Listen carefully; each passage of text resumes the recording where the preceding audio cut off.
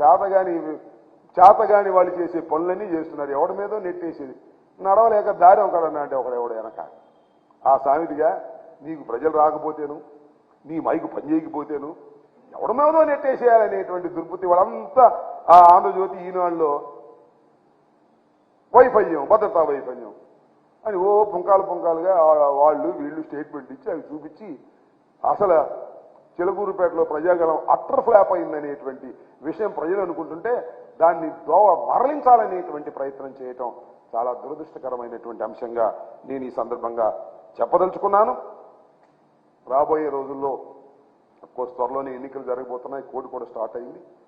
కాబట్టి రాబోయే కాలంలో జరిగేటటువంటి ఈ ఎన్నికల్లో వైఎస్ఆర్ కాంగ్రెస్ పార్టీ అఖండమైన 175 సీట్లు గెలుచుకొని ముందుకు వెళ్తుందని ఈ సందర్భంగా నేను చెప్పదలుచుకున్నాను. మాకేం పని. ఒక విషయం మనం చేస్తున్నా, ప్రతిపక్షాలు నిర్వహిస్తున్నటువంటి సభలపైన కుట్రలు చేయవలసిన అవసరం జగన్మోహన్ రెడ్డి గారికి లేదని మనం చేస్తున్నాం. నేను ఒకటే చెప్పదలుచుకున్నాను. రాష్ట్ర ప్రజలు చూస్తున్నారు. 4 సిద్ధం సభలను నిర్వహించాం. ఎంత అద్భుతంగా నిర్వహించాము, ఎంత అద్భుతంగా ప్రజలు వచ్చారు, ఎంత అద్భుతంగా ప్రజలు దాన్ని రిసీవ్ చేసుకున్నారో మీ టీవీలోనే చూడమని మనం చేస్తున్నాం. మీకున్నటువంటి టీవీలోనే చూడమని మనం చేస్తున్నాం.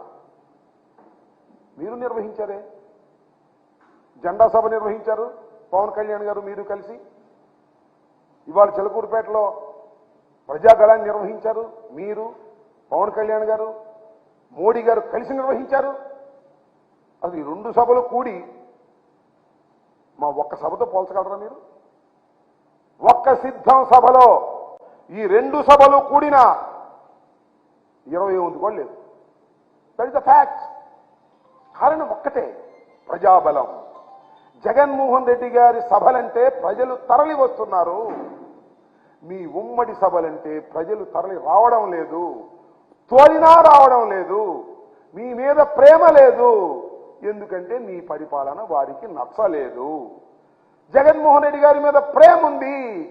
కారణం వారి పరిపాలనలో ప్రజలు సుఖశాంతులతో ఉన్నారు. 2,72,000 కోట్ల రూపాయలు బటన్ నొక్కితే అకౌంట్స్లోకి వేసినటువంటి ప్రభుత్వం ఇంతకు ముందు ఎప్పుడైనా ఉందా? లేదు. భారతదేశంలో ఏ రాష్ట్రంలో అయినా ఉందా? ఒక్క జగన్మోహన్ రెడ్డి గారి ప్రభుత్వం తప్ప. అలాంటి ప్రభుత్వాన్ని ప్రజలు ప్రేమిస్తారు. ఎంత దూరమైనా ఆ ప్రయాణం చేసి ప్రజలు వస్తారు. ఇది సత్యం, ఇది వాస్తవం. ఈ వాస్తవాన్ని గమనించక ఏదో ఆర్టిఫిషియల్ ఇంటెలిజెన్స్ ఏనో, లేకపోతే మీరే వార్తలు రాంచుకుని ఈనాడులోను ఆంధ్రజ్యోతిలోను ఈ పచ్చ మీడియా వార్తలు రాంచుకుని అవి చూసి నిజమని భవించి మీరు పప్పులో కాలేసుకుంటున్నారు ఆయన. ఇది గమనించాలని కూడా ఈ సందర్భంగా నేను చెప్పదలుచుకున్నాను. ఎస్, అదేగా నేను చెప్పదలుచుకుంది. సభ మొత్తం నిర్వహించింది మీరు. ఎలక్షన్ కోడ్ ఉంది. మైకులు కూడా ప్రభుత్వం అరేంజ్ చేయాలా? లేకపోతే పోలీసు వారు మేము ప్రభుత్వాలు వైఎస్ఆర్ కాంగ్రెస్ పార్టీ వచ్చి మీ మైకులు మేము అరేంజ్ చేయాలా? ఏం చెప్పండి, నాకు అర్థం కాలా. లేకపోతే మేమే మీ జనాన్ని దోలాలా? What it is? సింపుల్. మీ వైఫల్యాలను ఎదుటివారి మీద నెట్టడమే మీ ఉద్దేశం. మీ అభద్రతా భావాన్ని ఎదుటివారి భద్రత లేదనేటువంటి మాటలు మాట్లాడుతున్నారు. చేతగాని మాటలు మాట్లాడుతున్న ఓ చంద్రబాబు, నీ పని అయిపోయింది. Over. After this election you will exit from the politics. మీ అబ్బాయి కూడా ఎగ్జిట్. మీ అబ్బాయికి అసలు క్వాలిఫికేషనే లేదు. పాలిటిక్స్లోకి రావడానికి ఇంతవరకు క్వాలిఫై కాలేదు. ఎక్కడ గెలవలేదు. మినిమం క్వాలిఫికేషన్ లేదు. ఇంటర్మీడియట్ చదవాలంటే 10th క్లాస్ పాస్ అవ్వాలిగా. ఎంబీబీఏ చేయాలంటే ఇంటర్మీడియట్ బైపీసీ పాస్ అవ్వాలిగా. అయ్యేవి క్వాలిఫికేషన్ లేవు. ఒకసారి మంత్రి అయ్యాడు, ఇంతవరకు క్వాలిఫికేషన్ సంపాదించలేదు. So after this election Chandrababu Naidu garu will exit from the politics. వారితో పాటు వారి కుమారుడు కూడా శ్రీమద్ రమారమణ గోవిందే అని ఈ సందర్భంగా చెప్పదలుచుకున్నాను. వాళ్ళ ఇష్టం.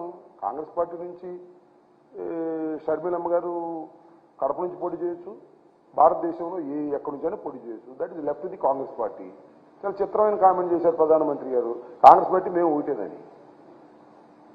ఇలా ఉంటాయి రకరకాల. ముందు మీరు అది నేను డెప్త్గా అవసరం లేదు, కానీ అసలు ఆ రోజు చంద్రబాబు నాయుడు గారు ఏం మాట్లాడారో,